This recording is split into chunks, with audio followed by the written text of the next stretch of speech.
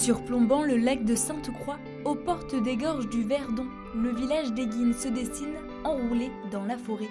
Ici, depuis le XVIe siècle résonne un bruit bien connu, celui des tourneurs-sur-bois. On a une végétation assez luxuriante et assez variée. Le problème, c'est la géographie, c'est-à-dire qu'on est sur des terrains où l'agriculture est peu possible, vu qu'on a juste derrière nous les gorges du Verdon. Donc les habitants d'Eguines ont dû s'adapter à cet environnement et ils ont fait ce que font beaucoup d'habitants dans des régions un peu reculées. Ils ont utilisé les matières premières qu'ils avaient sur place, d'où le bois et essentiellement le buis. La fabrication de boules de pétanque en buis clouté apporte au village renommée et prospérité. Dès le XIXe siècle, plusieurs fabriques de tourneries sur bois ont permis à de nombreuses familles du village de trouver une activité principale pour les hommes et complémentaire pour les femmes. La révolution industrielle a permis la fabrication de clous en grande quantité, ce qui nous permet d'avoir un objet entièrement clouté. Il faut savoir que sur une boule cloutée comme ça, on a entre 500 et 1500 clous, selon la grosseur, on voit bien. Et c'est ici à Eguines, et essentiellement à Eguines, on n'a pas de traces ailleurs en France, en tout cas, ou très très peu, de cet artisanat.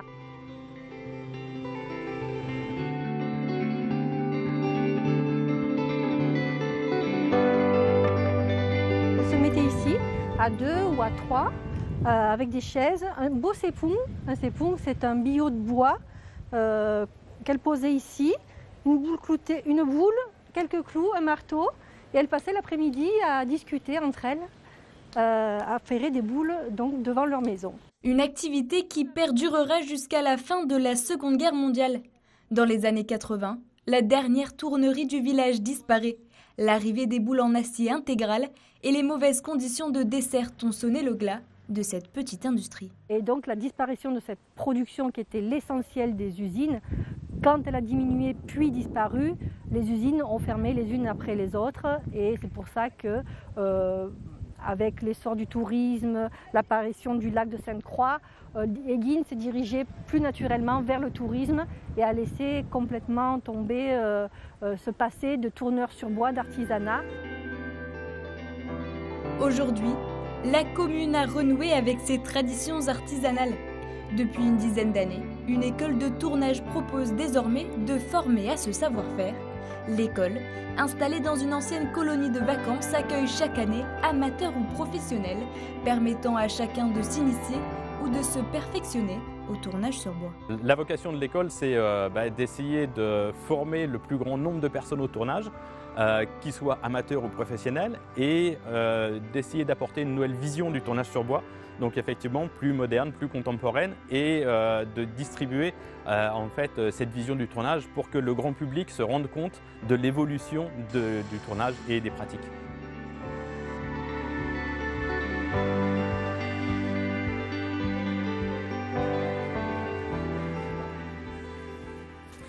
Donc aujourd'hui, on a une séance spécifique sur laquelle c'est vraiment de la découverte du tournage.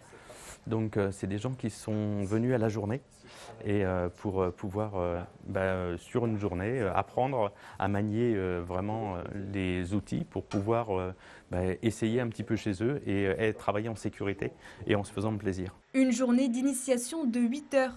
Au programme, manier le tour, maîtriser les outils et bien sûr l'affûtage, de quoi poser les bases de ce savoir-faire ancestral. Je vais vous remontrer comment faire le tord et surtout comment positionner la gouge pour toujours garder un talonnage.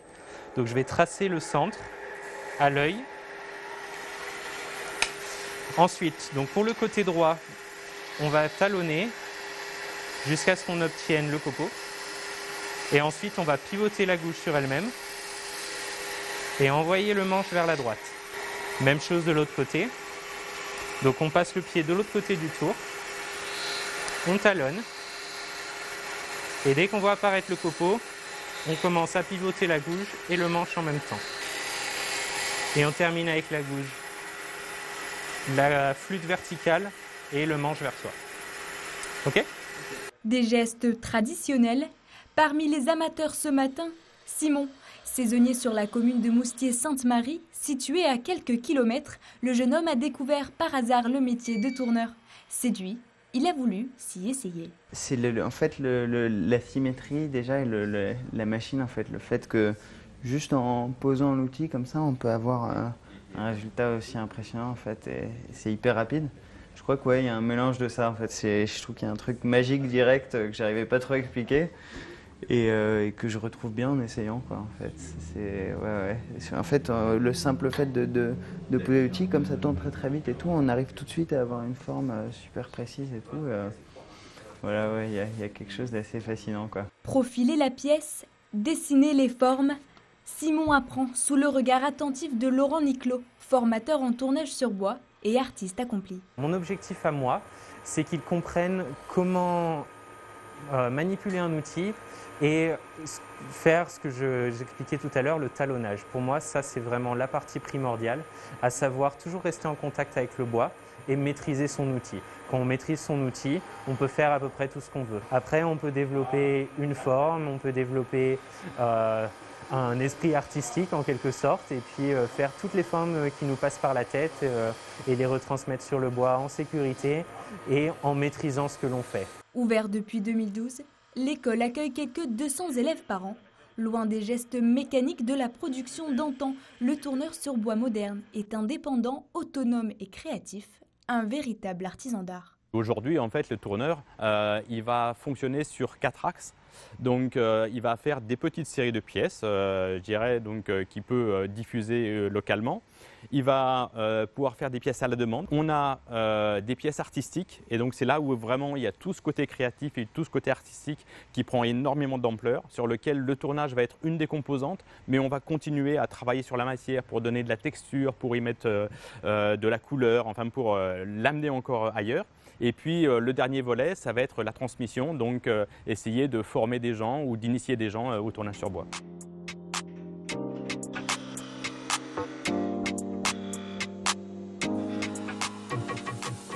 Transmettre et pourquoi pas susciter des vocations. Depuis fin 2019, l'atelier de résidence de l'école accueille Ken Hardy. Ancien graphiste et web designer, le jeune homme a souhaité toucher de plus près à la créativité en exerçant un métier plus manuel. J'ai toujours aimé créer, c'est pour ça que j'ai fait aussi ce métier de marketing, c'est parce que tu as de la création, tu as de la typographie, tu as des couleurs, ça me parle beaucoup et du coup je voulais mettre ça de manière un peu plus concrète parce que dans le marketing ça reste toujours derrière un ordinateur, ça reste à un moment donné tu as besoin de faire quelque chose dans tes mains et puis quand tu crées quelque chose de tes mains, ben, c'est concret, c'est là tu peux le prendre, tu as une dose d'endorphine dans le cerveau qui arrive directement, je veux dire il se passe quelque chose, c'est réel, tu es dans la vraie vie quoi. Et donc ça c'était important aussi pour moi de passer de l'autre côté aussi. Rêve et poésie, voilà les maîtres mots du Tahitien d'origine. Installé depuis moins d'1 an au sein de la résidence, il partage son temps entre pièces de production et créations artistiques. Les pièces artistiques demandent un peu plus de temps et d'investissement émotionnel. À savoir que moi je viens de Tahiti, de Polynésie française, donc ça me permet aussi de pouvoir impliquer aussi la culture à travers ces pièces-là et puis mélanger le savoir-faire français et puis la culture polynésienne. Par exemple, si on prend cet objet délicatement, et ben, pour moi c'était un peu comme un totem de l'ancien temps. On ne sait pas un peu trop ce que c'est. Et puis c'est ça que j'aime, c'est qu'on se pose des questions. Est-ce que c'est une amulette sacrée? Est-ce que c'est du bois? Est-ce que c'est de la pierre? À quoi ça servait? Et je trouve ça un peu intéressant de mettre en suspens un peu des objets comme ça dans le temps, quoi. Un changement de vie pour Ken, qui démarre petit à petit son activité, tout en restant épaulé par l'école. C'est une belle opportunité pour pouvoir s'exercer et puis travailler. Donc c'est sûr qu'on a un atelier à disposition, on a les formateurs qui sont toujours là.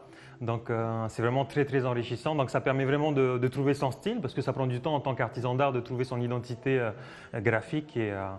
Donc ça permet vraiment de faire beaucoup de tests et d'erreurs surtout, c'est important aussi d'en faire. Donc c'est une exploration constante du domaine, quoi.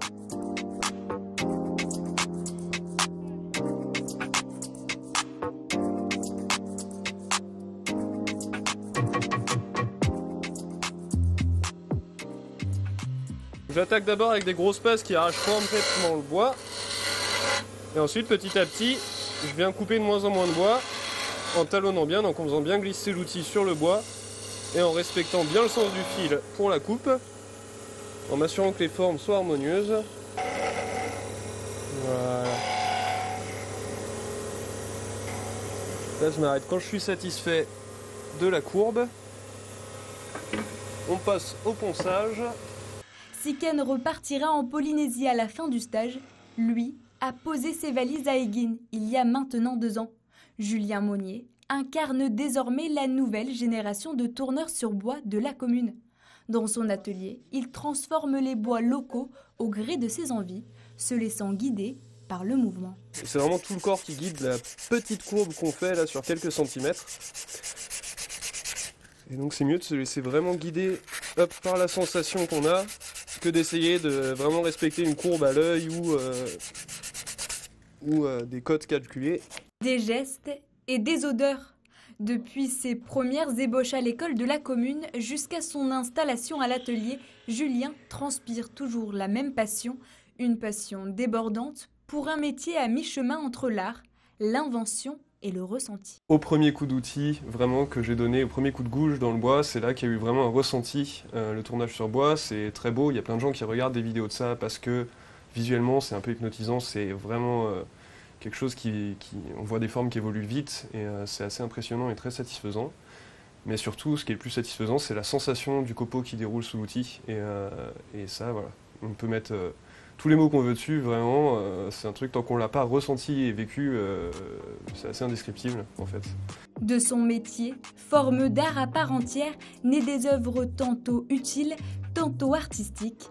Il crée, tout simplement, apportant une nouvelle vie à ses bois locaux, un nouveau souffle à la commune. Pour moi, l'artisanat, c'est pas forcément l'objet fini, c'est vraiment le métier qui est l'art. Et je pense que ce métier, en fait, même si on a souvent l'image du tourneur qui fait des bilboquets, des pieds de table, des balustres, des barreaux de chaise, en fait, ce métier il est applicable à des choses beaucoup plus modernes et on peut mettre des techniques anciennes au service de choses beaucoup plus modernes, que ce soit du design ou du technique, peu importe. C'est un savoir-faire qui perdure aussi à travers ça, quoi. De la boule cloutée aux œuvres d'art, le métier de tourneur a évolué au fil du temps, mais l'histoire et ses traditions artisanales, elles, perdurent.